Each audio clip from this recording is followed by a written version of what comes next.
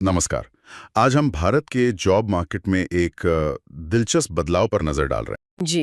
पारंपरिक मेट्रो शहरों से हटकर कई नए शहर रोजगार और अवसरों के नए केंद्र बन रहे हैं। हाँ, बिल्कुल। हमारे पास लिंक्डइन की पहली CTs on the rise report के कुछ निष्कर्ष हैं। हाँ, ये रिपोर्ट काफी चर्चा में है। बिल्कुल। इसमें ऐसे 10 उभरते शहरों की पहचान की गई है। जी, और ये सिर्फ शहरों की एक लिस्ट नहीं है, ये असल में कहानी है कि कैसे भारत की आर्थिक शक्ति अब छोटे शहरों में भी फैल रही है। सही कहा। रिपोर्ट यही दिखाती है कि इंफ्रास्ट्रक्चर, इंडस्ट्री का विस्तार और कुशल लोगों का इन शहरों में जाना, हाँ, ये सब मिलकर अवसरों का एक नया नजारा बना रहा है। बिल्कुल। एक नया इकोसिस्टम तैयार हो रहा है वहां। तो चलिए इसी नजारे को थोड़ा और समझते हैं। लिस्ट में सबसे ऊपर है आंध्र प्रदेश का विशाखापट्टनम। हाँ, विशाखापट्टनम। रिपोर्ट कहती है कि ये टेक और फार्मा कंपनियों के लिए एक बड़ा हब बन रहा है। जी। तो ऐसा क्यों हो रहा है? क्या सिर्फ सरकारी नीतियां वजह हैं या कुछ और भी है? देखिए, सरकारी ध्यान तो है ही, खासकर इंफ्रास्ट्रक्चर पर। वो एक अहम फैक्टर है। अच्छा। लेकिन विशाखापट्टनम की कहानी सिर्फ इतनी नहीं है। वहाँ एक मजबूत औद्योगिक आधार वो पहले से मौजूद था। ओके। और अब उसमें टेक और फार्मा जैसी नई इंडस्ट्रीज जुड़ रही हैं।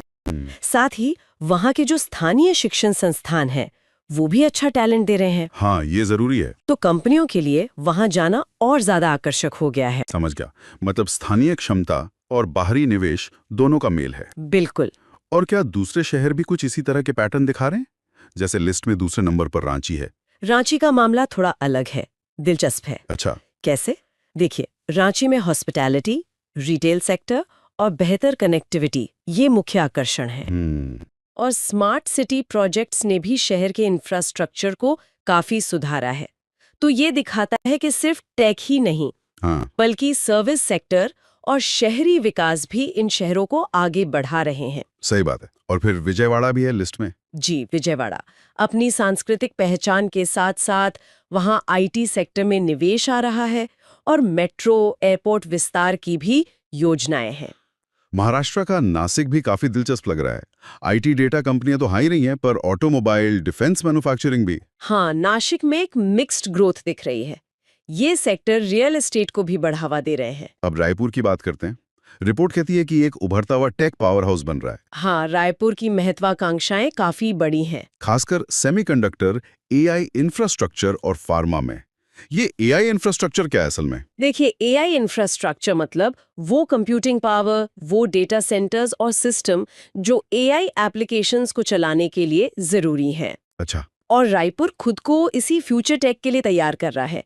नया रायपुर जैसी पहल इसी दिशा में है, जहां मॉडर्न इंफ्रास्ट्रक्चर पर काफी निवेश हो रहा है। ये तो बड़ी बात है। दूसरी तरफ कुछ शहर बिल्कुल ही अनोखे रास्ते अपना रहे हैं, जैसे गुजरात का राजकोट। हाँ, राजकोट का मॉडल तो वाकई बहुत अलग और दिलचस्प है। रिपोर्ट में स्पंज सिटी और इको फ्रेंडली इंफ्रास्ट्रक्चर का जिक्र है। ये क्या चीज है? हाँ, देखिए, राजकोट उद्यमता को सस्टेनेबल शहरी विकास के साथ जोड़ रहा है। सस्टेनेबल मतलब पर्यावरण का ध्यान रखते हुए विकास। स्पंज सिटी का कॉन्सेप्ट है कि शहर का डिजाइन ऐसा हो जो बारिश के पानी को सोख ले, उसे स्टोर करे। अरे वाह। इससे बाढ़ का खतरा कम होता है और जमीन के नीचे पानी का लेवल भी बढ़ता है। साथ ही eco friendly school, climate resilient infrastructure, ये सब चीजें। और वहाँ का एमएसएमई इकोसिस्टम भी मजबूत बताया गया है। जी बिल्कुल। छोटे और मध्यम उद्योग राजकोट की अर्थव्यवस्था की रीढ़ हैं। ये स्थानीय इनोवेशन और रोजगार का बहुत बड़ा स्रोत है। रोड कनेक्टिविटी भी बेहतर हुई है। ये तो पारंपरिक विकास मॉडल से बिल्कुल हटकर है। हाँ, ये एक ज्यादा होलिस्टिक अप्रोच है, कह सकते हैं। अच्छा, और लिस्ट में आगरा भी है, ऐतिहासिक शहर। जी, आगरा अपनी विरासत को आधुनिकीकरण के साथ जोड़ रहा है। न्यू आगरा प्रोजेक्ट है और मैन्युफैक्चरिंग क्लस्टर्स के जरिए रोजगार पैदा करने पर भी जोर है। और दक्षिण में मुद्रे, जिसे मंदिरों का शहर कहते हैं। मुद्रे भी अपनी सांस्कृतिक पहचान बनाए रखते हुए आधुनिक इंफ्रास्ट्रक्चर विकसित कर रहा है। किस तरह के उद्योग आ रहे हैं वहाँ? वहाँ टेक और कृषि आधारित उद्योगों में काफी संभावनाएं दिख रही हैं। वडोदरा का जिक्र है निर्माण गतिविधियों में तेजी के साथ। हाँ, वडोदरा में कंस्ट्रक्शन बूम है, खासकर शहरी infra, health care, housing, transportation, इन सब में। और आखिर में जोधपुर का अपना अलग आकर्षण है। ऐतिहासिक शहर, रहने का खर्च कम और अब एक बढ़ता हुआ स्टार्टअप इकोसिस्टम भी है। हाँ, ये युवाओं को आकर्षित कर रहा होगा। बिल्कुल।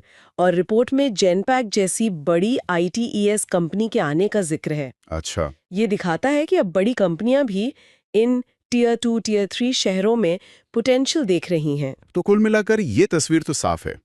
भारत की जो आर्थिक कहानी है वो अब सिर्फ दिल्ली, मुंबई, बेंगलोर जैसे महानगरों तक सीमित नहीं है। बिल्कुल नहीं। ये उभरते शहर अपनी खास पहचान, अपनी महत्वाकांक्षाओं और अपने रणनीतिक बढ़त के साथ मैदान में आ रहे हैं। सही कहा। और यहाँ सबसे दिलचस्प बात यह है कि काम का भविष्य, मतलब जॉब्स और अवसर, अब पारंपरिक हॉटस्पॉट्स तक ही सीमित नहीं रह गए हैं। हाँ, भारत के आर्थिक विकास का अगला अध्याय शायद इन्हीं उभरते शहरों में लिखा जा रहा है। और हर शहर की अपनी एक अलग खासियत है, अपना एक अलग फ्लेवर है। बिल्कुल।